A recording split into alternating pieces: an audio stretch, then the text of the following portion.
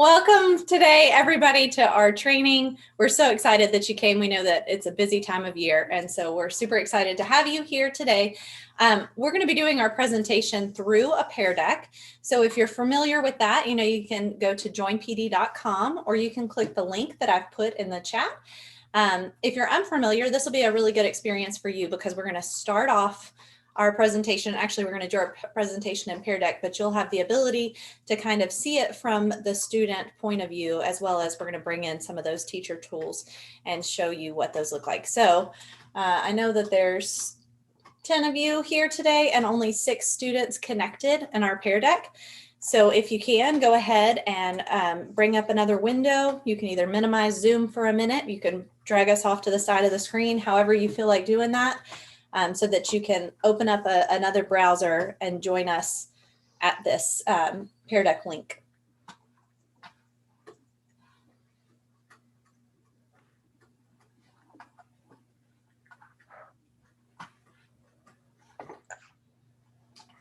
And if you have any questions or if you're struggling to get on there, then just go ahead and unmute and shout out. We'll see if we can help you.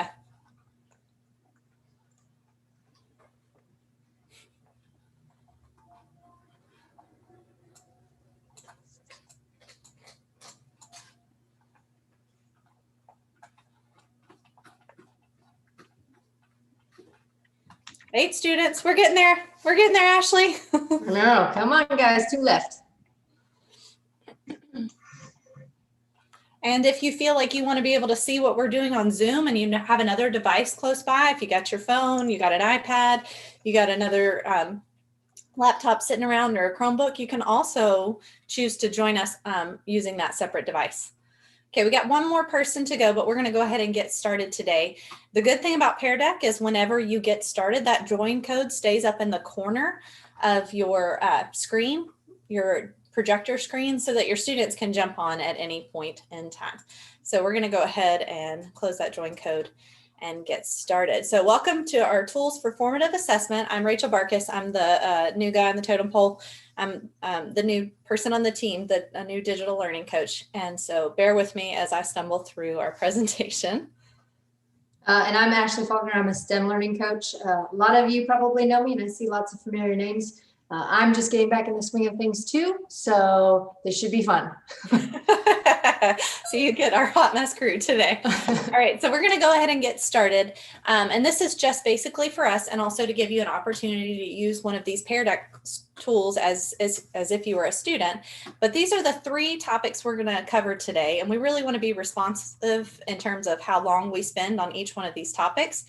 So our 3 tools that we're going to cover are Pear Deck, Flipgrid, and Jamboard. And just read over those prompts and take your little star and drag it to the one that you feel like is going to be most helpful for you today to hear about. So if you'll drag and drop that star. Awesome. So we've got everybody's response on here. And so we see that a lot of us are interested in Pear Deck and a couple Flipgrid, and we are still going to talk about Pear Deck, but we'll speed through that piece a little bit more quickly. I imagine maybe some of you haven't heard about Jamboard, so we'll just talk about that piece quickly and give you another option of a tool. So we're going to start off talking about Pear Deck. Did you want to talk about this one, Ashley, or did you want me? You can. Okay. So this Pear Deck tool is a really great way to kind of merge this engagement piece and this assessment piece. So we know you're wanting to continue to gauge where your students are throughout your live lessons. And Pear Deck's a really great way to do that. And it keeps pulling them back in and making them accountable for what you're teaching. I really think it has a great interface for students too. So you can do some real-time exit tickets. Pear Deck has an option to be responsive and even throw in questions on the fly if you see your students struggling or need follow-up. You're able to provide immediate feedback, and we'll do that through our lesson some today, show how you can do that feedback feature. All kinds of different things that you can do with your students as you're doing those live Zooms, like predictions and reflections, annotating. Oh. Not really sure why that quit sharing my screen.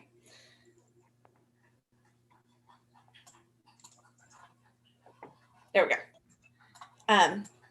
annotating and highlighting and underlining text evidence, doing those concept mapping, and also this feature of flashcard factory. We've not going to talk about that too much today, but that's another way that you can use Pear Deck. So when you're talking about Pear Deck, we're talking about starting with a Google slide deck and adding on these engaging features that you see on the bottom, different question types that you can choose, like multiple choice, numbers, text response, adding websites, drawable and draggable prompts.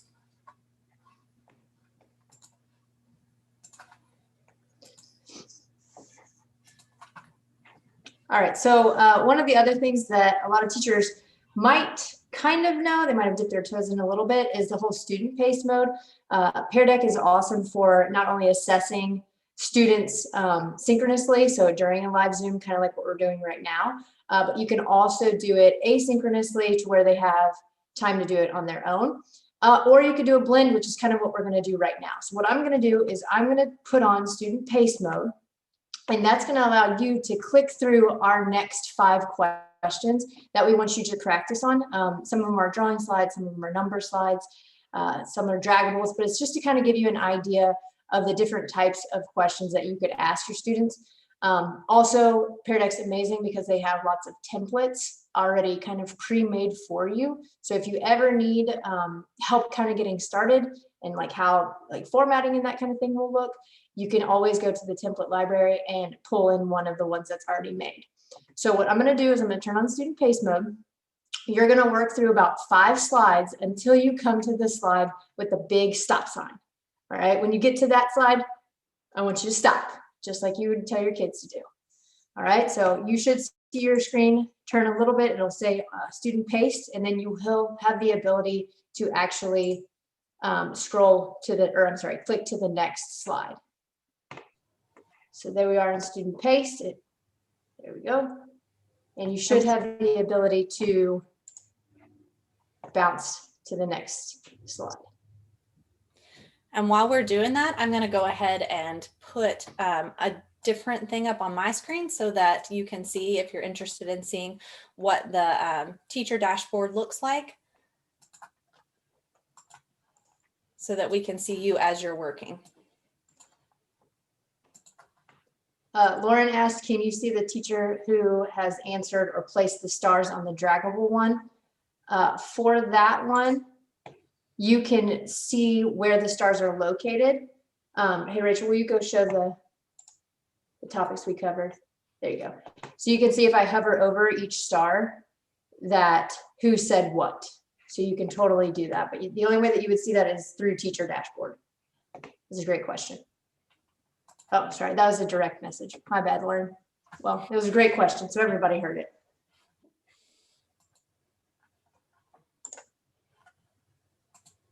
Good deal. It looks like about 4 people are on the story map, 4 people are on the draggable math equations. Awesome. So me as a teacher, I can track right now and see who is where. So I can see on the number line, Tori has already gotten there and has started to respond, and so has Vicky. So that's an awesome feature too, for you to be able to simultaneously check where students are, what their learning is, and I can also pull up a certain student and provide them feedback, just like Rachel's doing right now. So that gives them real-time feedback that can help kind of guide your instruction, but also make them realize if they're on the right path. About 1 more minute or so.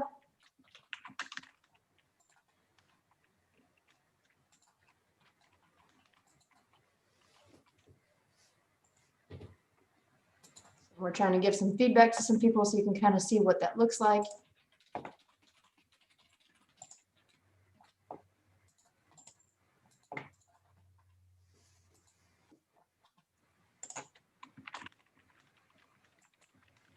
Notice too that in this I can toggle between different layouts, so I can see it overlaid or I can see it in a grid, so I can respond differently to different people.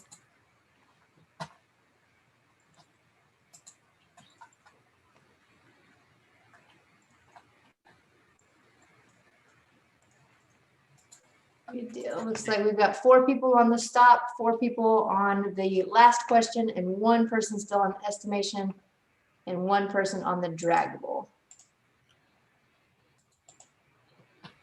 Jerry Broyles, So was that last activity not for everybody? Because I didn't see my name. which one? You said click on the start on the next 5 slides till you get to the stop sign. I never saw my name. Have you answered? Have you joined our Pear Deck? I thought that's what I was on now. So you should be able to progress through the slides on your own and answer the questions between those 2 places that Ashley gave you, the beginning of the student pace mode and the stop sign. Okay. It's not letting me get back over to the pace there. Hold on.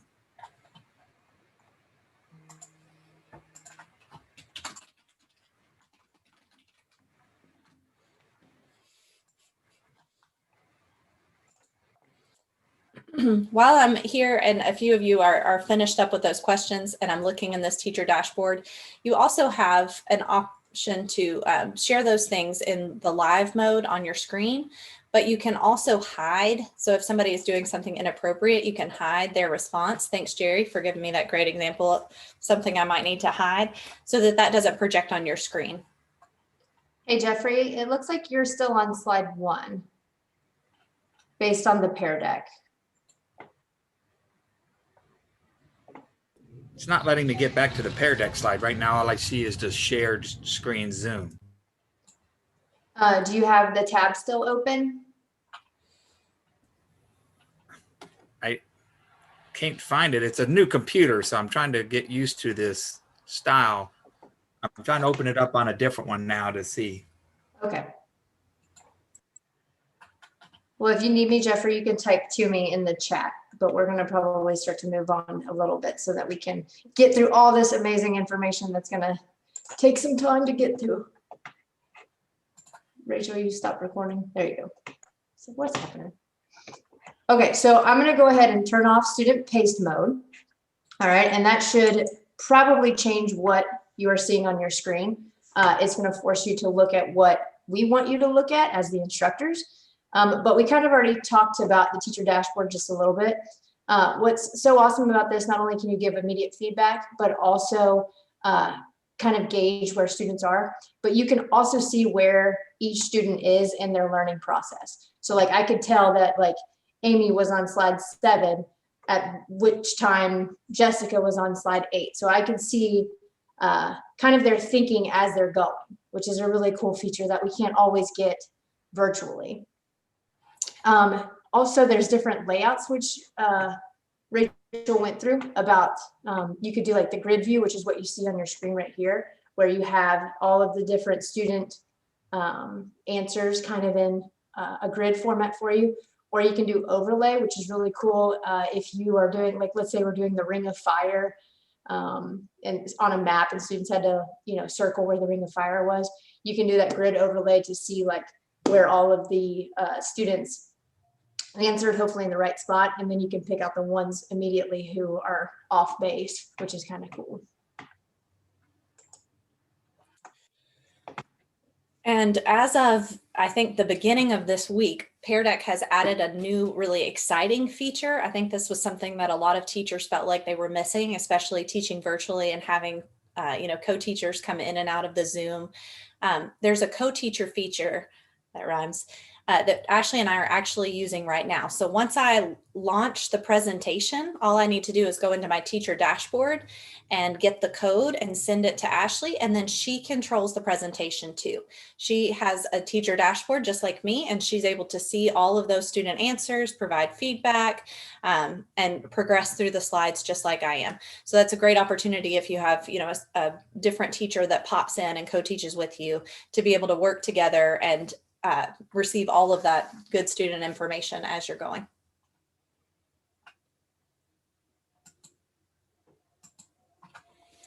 So if we talked about those things too quickly, what I love about Pear Deck and the Pear Deck website right now, I have done an interactive slide that allows you to jump to the Pear Deck website. And they have these awesome short little help videos. None of them are more than like 3 minutes long. And they're very specific about different things that you're trying to do. So if you've never used Pear Deck before and you're curious about how to make one or how to get your students on, those little help topics are right there, and they explain them better than we could in our PD with the other tools that we want to share with you. There's also other resources on our OIT and IT website. And I did a training about a month ago about the basics of Pear Deck, and I talked a little bit more about the teacher dashboard features. So all of those are resources for you if you want to go back through there on your own and click on those resources and learn a little bit more about Pear Deck. And another thing too that we mentioned at the beginning was when you're doing your Pear Deck presentation with students, you can add in those questions on the fly, which Rachel mentioned. But another thing too is that if you've already created a Google slide deck that you've used with students in the past, maybe you just used it to deliver the content, but you want to take it to that next step to make it engaging or to add in those formative assessment checkpoints almost as you go, you can totally put in a new slide for that interactive feature. So you don't have to start all over. You can actually add those into already existing Google Slides. So if you don't know anything about Pear Deck, definitely check that stuff out for sure.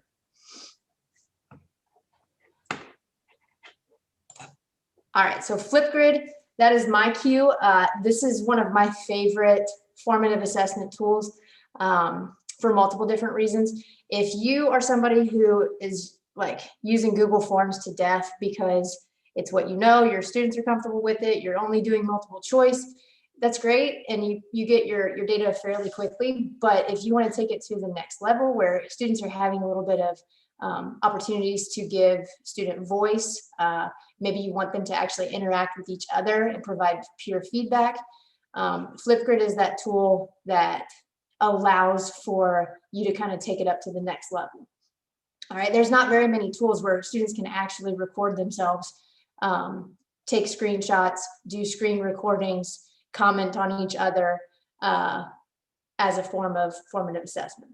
So if you do not know much about Flipgrid, there's only 2 people that put stars on this one.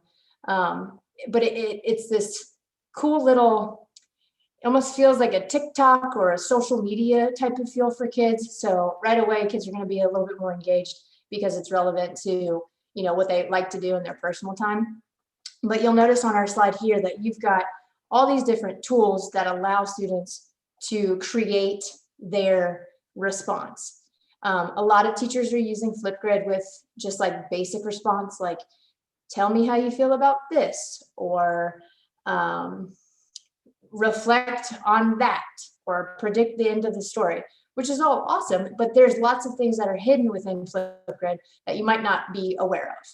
All right, so the first thing, really quickly, students are able to type onto their response when they're recording themselves. So they can add text, they can add a drawing, they could add little sticker emojis, or they can even add their own little custom photo to their response as well. And Flipgrid came out with this new feature last year in the spring when everybody, you know, was going crazy and trying to figure out what tools to use, but they added the screen record feature where students can actually record their screen.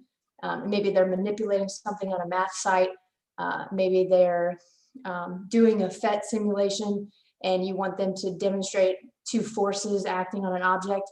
You could do that all through Flipgrid. So I'm going to kind of go a little bit quicker. If you didn't realize this, Flipgrid also has built-in accessibility. So they do have a built-in immersive reader by clicking that little icon up at the top, that little blue speaker icon, and it will actually take them into an immersive reader that will read it out loud for them. So for our struggling readers or our beginning readers, that's a great feature for students. So in my job as STEM learning coach, I use Flipgrid constantly because it is a great way for me to gain responses from a bunch of different students at different schools. Maybe you're a specialist teacher and you have multiple grade levels, or if you're a homeroom teacher and you just want to have all of your kids on one grid, or maybe you want to assign them to different ones. Maybe you have like literature circles and you want to assign them to a specific group, you can totally do that. But we like to use it for performance-based tasks. So PE, health assessments, you could do it for orchestra, you could do it for demonstrating a science experiment, you could do it for, like I said, math manipulatives. There's all kinds of ways performance-based tasks could come into play here. Flip hunts, that's something that some people are starting to get into, but that's a great way to formatively assess students by making it real world for them in their house. So one of the ones that you're going to see today is a math one, where students go around their house and they screen record, or not screen record, I'm sorry, they just record where they found different angles in their house. You could do that with all kinds of different content areas.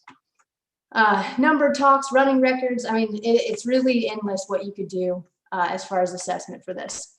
Two things I do want to mention really quickly. Mixtapes, and I've done trainings on Flipgrid before. So if you are interested in mixtapes, it's basically like a playlist where you can compile the best student responses, and you could share that out maybe like as a unit review. Or you could do a TikTok tutorial, which is kind of what this GIF is. This was actually a coding activity that we did. And one of our coworkers' daughters was doing a dance code for us. All of that is using Flipgrid. So what you're going to do is have a second to actually practice doing one of our Flipgrids. So if you still have your Pear Deck open, it should take you straight into, you should see Flipgrid on the side of your screen, which is awesome about Pear Deck because you can embed Flipgrid into it. So if you are looking at your Pear Deck, you should see my Flipgrid topic. That's a number talk. All right, so what you're gonna do, since everybody already has their cameras turned off, which is awesome, and you're muted here on Zoom, you should have no problem being able to open recording a new response. So Rachel, would you mind clicking that so I can see it real fast? Clicking what? The Flipgrid link. Hang on. Yeah. I got it. Okay. So I recorded a practice one for my students. I like to give them, yeah, there we go. I like to give them a recording of myself giving the directions just to engage them a little bit more. But what you're going to do is you can watch my number talk on the number 8, and then you're going to choose your own number from 0 to 100 and do your own number talk. Now, what I want you to do is I want you to try to use one of the tools that's in the toolbar, whether it be the drawing tool, text tool, or maybe the emoji stickers, in order to show us your thinking during your number talk. So we're going to give you about 3 minutes or so. It shouldn't take that long. But to record your own. And then once you're done recording, go and check out at least one other person's response to see what their number was. Okay, and see if you could make your own version of how they got there. So my response down here was 24. You can view mine, see how I found 24, and then respond with a new way to find 24, if that makes sense. So record your own. Once you're done, go watch somebody else's and respond to them with a new way. All right. So we got 3 minutes. I'm going to see how engaged you guys are as learners. Hopefully your students will be as engaged as you are, if not more.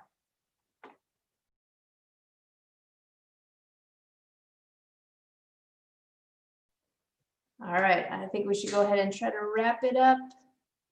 And I noticed that whenever I started talking, it interrupted some of your recordings. So sorry about that, but that's a good thing for us to realize. So for those of you who are new to Flipgrid, you probably saw that like there was a little bit of frustration sometimes like with the drawing tool, like you thought you had clicked it and then you went to draw and it actually didn't work. Those are all things that you'll work out as you practice more and more, and the kids will have to practice too. So you might want to assign them kind of a practice topic before you ever assign one that you truly want to actually grade for students. But if you were on Flipgrid, you could notice how after each response, after each student added their response, you kind of saw them in a list. From that list, you should have been able to click on each student. Rachel, would you mind showing that really quickly? There you go. So I can see that those students are the ones who have answered my question, and I can see how each student decided to use the tools that were given in Flipgrid in order to make their number talk happen. If you notice, like next to Lawrence, for example, there's a little comment bubble with a 1. That was me providing her feedback, but it was public feedback. So that's feedback that all the students can see. If there is a way, as you as the instructor, if you don't want to give them public, you can send them private so that only they see it. So for example, like Jennifer's here, if you notice, if you gave comments at the bottom, it allows you to do text comments. So you could write, you know, great job, I really liked how you found the number 7 or whatever. Or it allows you to record yourself giving feedback. So I could record myself and give feedback that way, or I could engage in some peer feedback, or I could solve their number talk. And then for Rachel to show you the teacher side of it, to leave a private comment. She might not be able to do because this is my Flipgrid. You're muted, Rachel. Oh, I'm sitting here talking to you and my mic is off. Do you want me to stop sharing so you can see from your end? Yeah, let's just show real quick.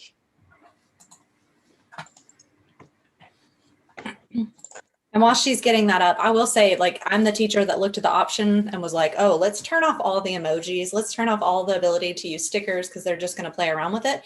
But I think in this instance where Ashley's showing you, if you give them a way to use it productively and in terms of instruction, then it becomes a fun, engaging tool and not something that's distracting. So I would urge you to leave those features on and just rethink their use.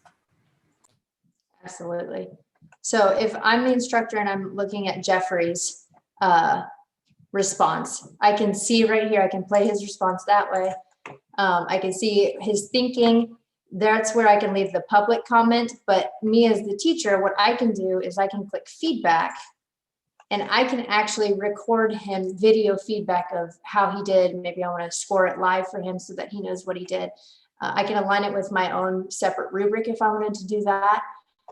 Or I can leave a text comment for him. So in the digital age of not really having that face-to-face contact with your kiddos, it might be helpful if they see and hear from you in a recorded feedback. So I really like that feature too. Some other things about this, which makes it so easy for teachers, especially when they're trying to give formative feedback, is being able to just click the right arrow and scroll through each student's response. That's a really easy, quick way to grade and give feedback all within Flipgrid. Now, one thing that's kind of a limitation is that if you grade it in Flipgrid, it doesn't just transfer over into Google Classroom. So you would have to physically go in and give them a grade in Google Classroom if that's what you choose to do. But with formative feedback, you're not necessarily always assigning it a grade, but that is an option as well. I'll go ahead and let Rachel share again. So what's next? And I don't want to take a whole lot of time on this one because we do want to get into Jamboard a little bit. But if you're in your Pear Deck screen again, so you've got the Pear Deck slides pulled up again, you should see a new topic. It probably says like math flip hunt or math scavenger hunt. But what I want you to do is in the top left corner, it should say view 11 topics. There you go. So Rachel's showing you in Zoom if you are a little bit lost. It says view 11 topics. That's going to take you to 11 of the formative assessments that we created, just to kind of give you an idea of what's in there and how you could potentially use Flipgrid in your instruction tomorrow. Running records, we work so much with fluency at the K5 level, K2s especially, but you could attach the reading into Flipgrid and set the timer for a minute and have students have 1 minute to read the text out loud to you. You could do anchor charts.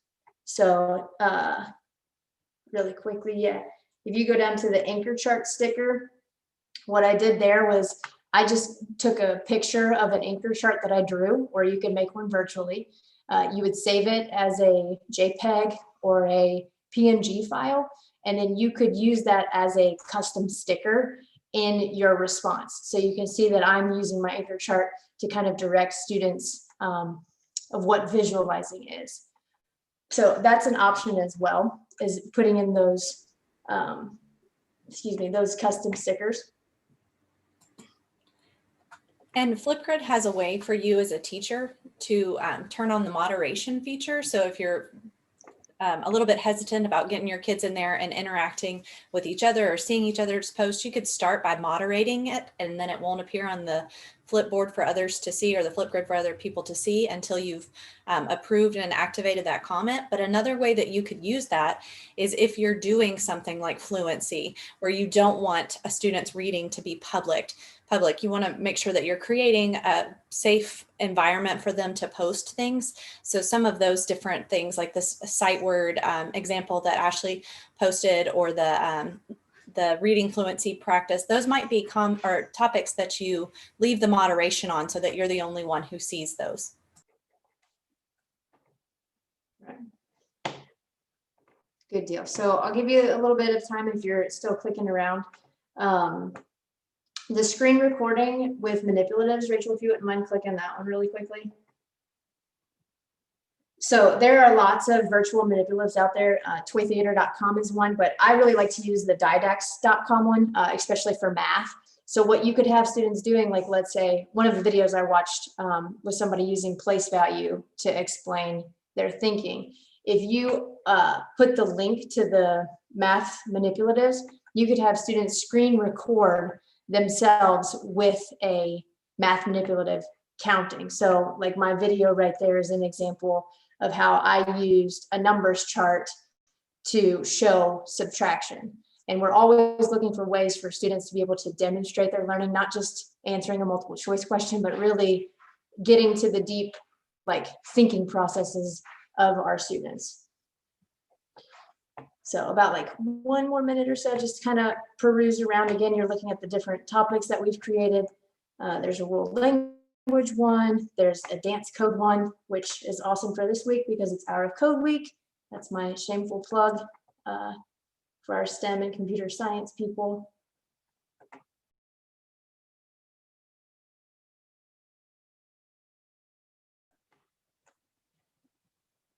And as you're finishing up, if you are coming back and you're seeing your Pear Deck with us, if you want to also open up your chat for the Zoom, and maybe you want to comment like one of the ones that you thought was a really cool use, or maybe a way that you're thinking that you could use Flipgrid in your classroom tomorrow, we'd love to hear from you to kind of get some more ideas of what teachers are thinking as we're presenting these tools. And we're going to get moving again in about 30 seconds or so.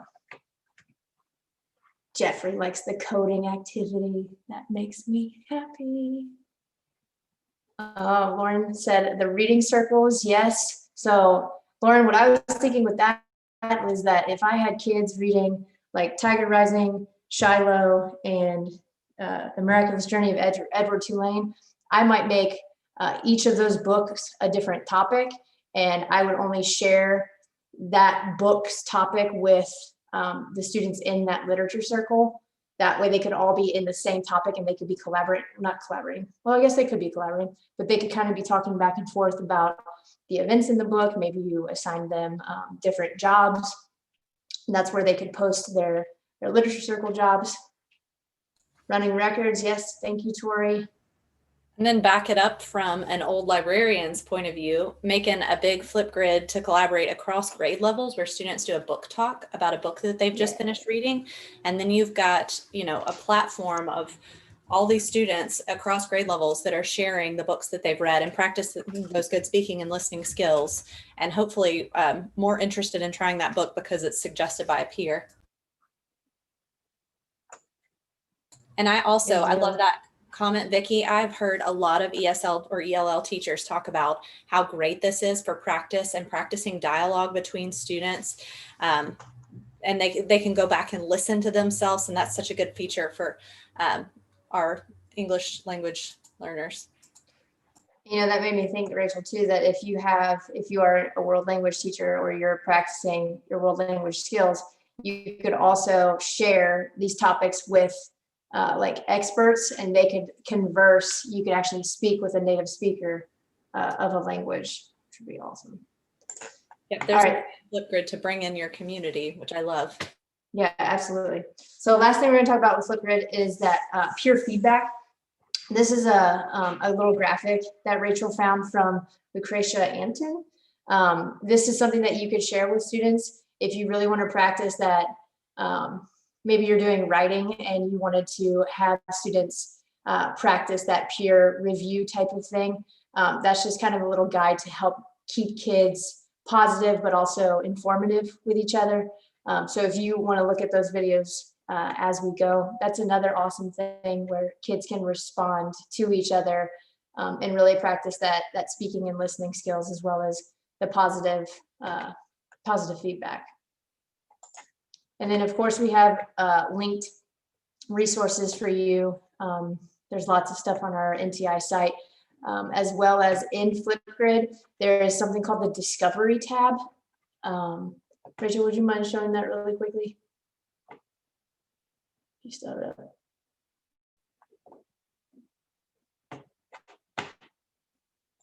Or I can.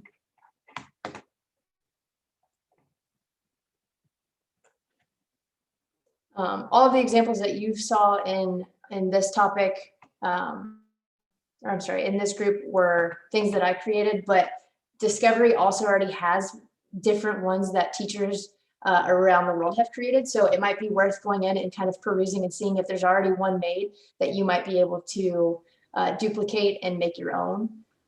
There's no sense in reinventing the wheel if somebody has already figured out how to drive the car.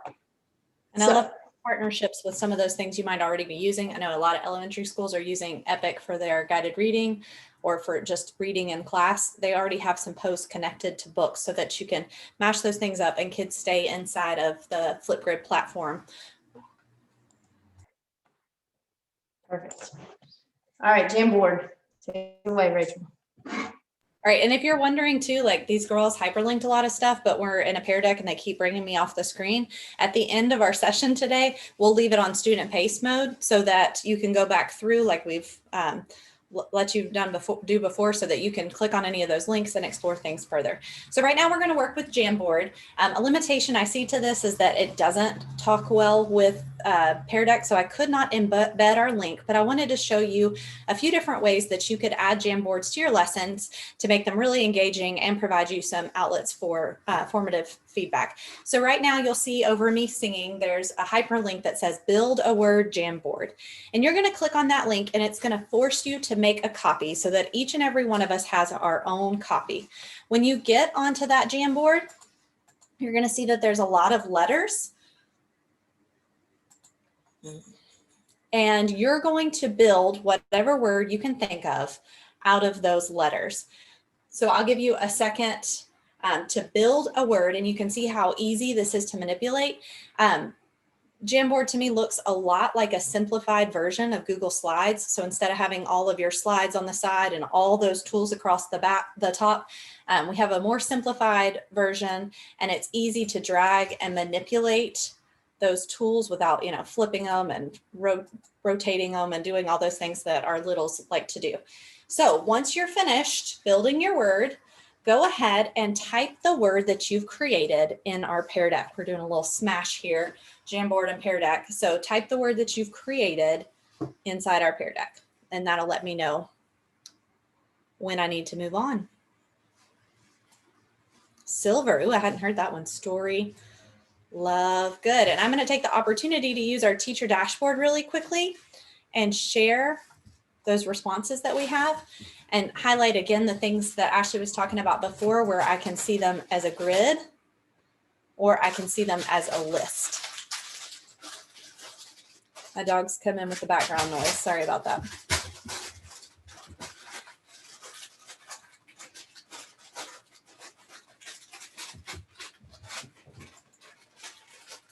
So you see, this is one way to use a Jamboard to force everybody to have a copy. Then you have access to it. You can send it through your Google Classroom and assign it that way. I could send the link through our chat. I could hyperlink it in a Pear Deck or even in my slide deck. And then make another interactive piece on that Pear Deck as well. So the force a copy is one way to do it. Now I want you to do the same kind of thing you did with Flipgrid. I'm going to give you 3 minutes to kind of look through different ways that I've done Jamboards, kind of like Ashley did with the Flipgrid, using it as a drawing and labeling tool, doing different sorting activities, using a graphic organizer to have students fill in information, showing math thinking, the text annotation, and daily routines.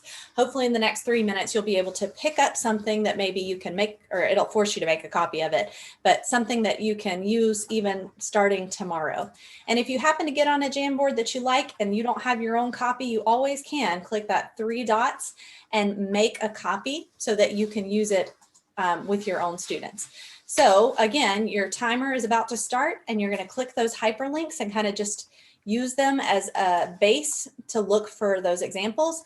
And be sure when you're on a Jamboard to click through the different frames if it has more than one, because sometimes I layered different examples on top.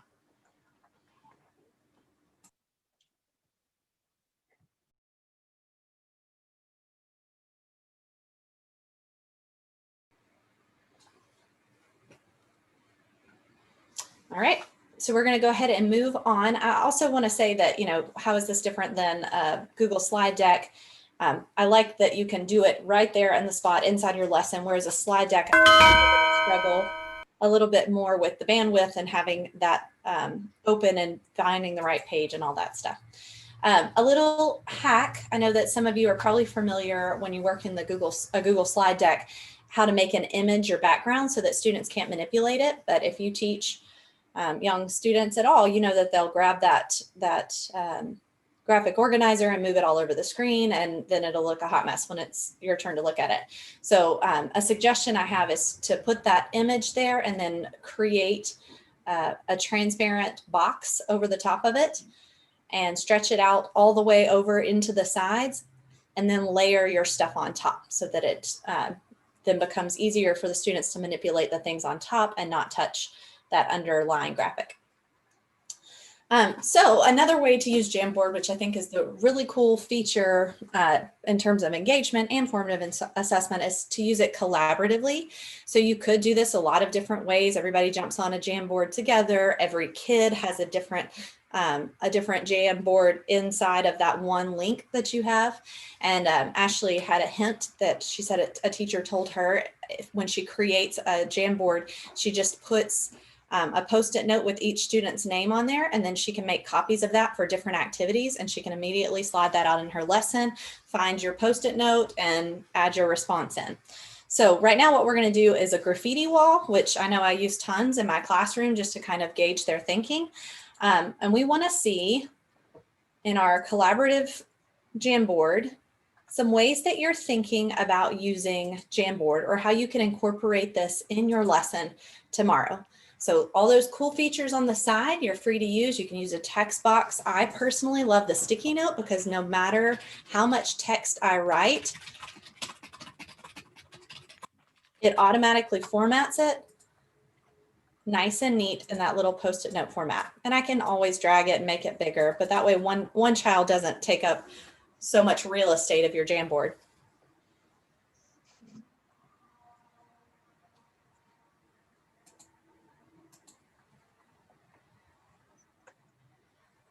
And as you all are building onto our graffiti wall, Amy mentioned to me that she uses this with her kids currently, and she can have students collaborating on their Jamboard while they're actually having a conversation, kind of like what we're doing right now. So also great for synchronous and asynchronous learning. Plus, kids can draw too, which is like a super nice feature, because there's like Google Slides, and trying to draw on Google Slides is not great. So like if you looked at the circuit Jamboard, being able to connect the wire, or I'm sorry, the bulbs with the batteries, sometimes kids just like to draw the wires rather than like trying to figure out how to put a line in and or a scribble.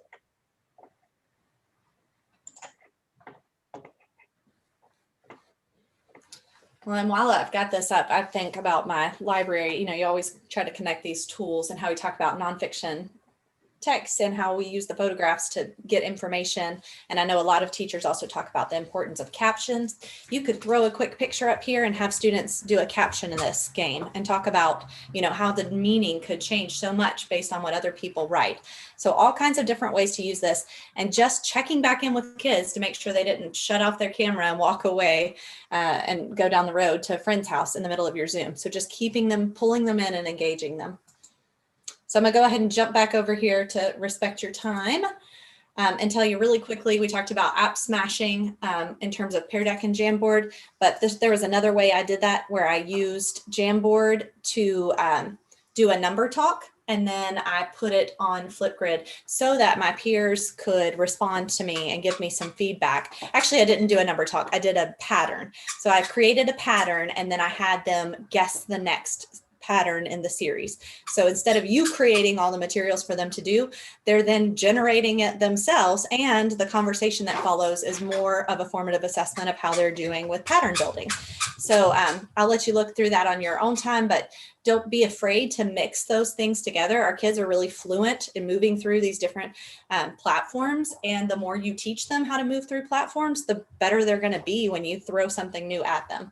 So I recommend that you go back and watch that on your own time, as well as look at some of our follow-up resources. If you're not using the Kentucky Center for Mathematics Jamboard templates, they're out there, they're available to use. You could probably find a game on there or manipulative for you to use tomorrow with your math lesson.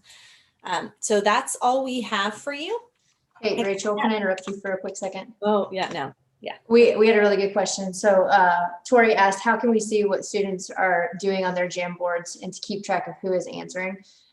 If you decide to assign a Jamboard through Google Classroom, you can share it just like you would a Google Doc or slides where it makes a copy for each student, and you can share it out that way. So if you do that, make a copy feature, each kid can see their own version, and then you can see each of those students' versions.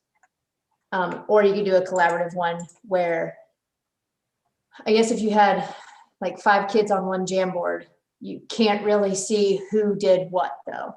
And there's not a version history like there is in Google Slides. So those are a few little limitations to Jamboard, but that was a great question. Okay, so this should have sent you to our feedback form, and we love any feedback you can give us just because we want to continue to try to make these useful for you. Your time is valuable, but we also need this information because Ashley has set it up where this is how you're going to get your PD certificate. So make sure that you take a minute to fill out that feedback form. And while that's happening, I'm also going to go ahead and set this on student paste, so that if you finish that and need to go back to a different page or leave this open or save the links, however you want to do that, it's available for you. And also know that we're here to help. So if you have any follow-up questions, we would love to help you, or if you're starting in the work and you need some help with making the resource better, or stepping it up a notch to engage, like, we're here for it and we would love to do that. We also did record this session too, and we will put that up on our website along with this slide deck too, so you can have access to that as well.